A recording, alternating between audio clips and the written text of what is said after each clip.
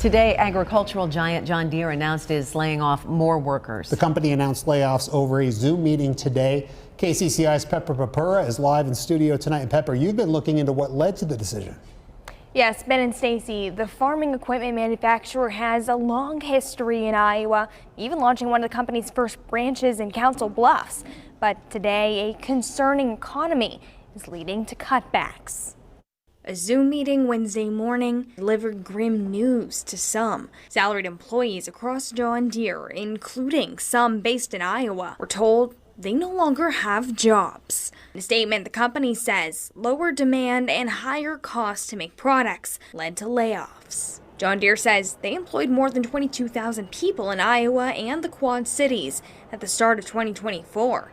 They did not indicate how many of those people were let go.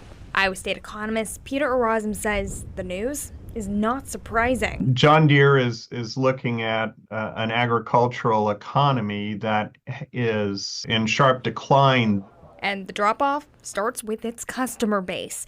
According to the USDA, the overall gross income farmers will make this year is expected to go down more than 4%. A Johnston County farmer says he's felt the impact. Like right now, cash corn is barely $4.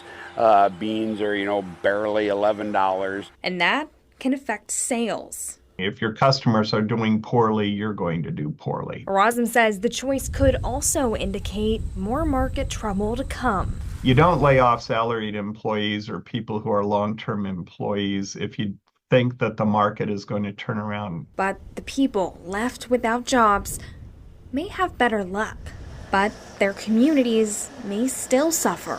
There are a lot more vacancies than there are people looking to fill them. And so you're going to have demand for the people who are losing their jobs, but the jobs may not be in Waterloo and they may not be in the Quad Cities. Johnston Mayor Paula Deerenfield says, in part, that the city is optimistic John Deere will recover and the community is ready to assist and collaborate if needed.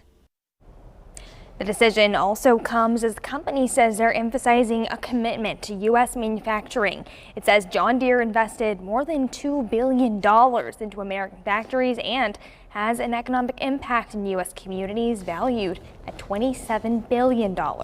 Ben. Okay, Pepper, thank you.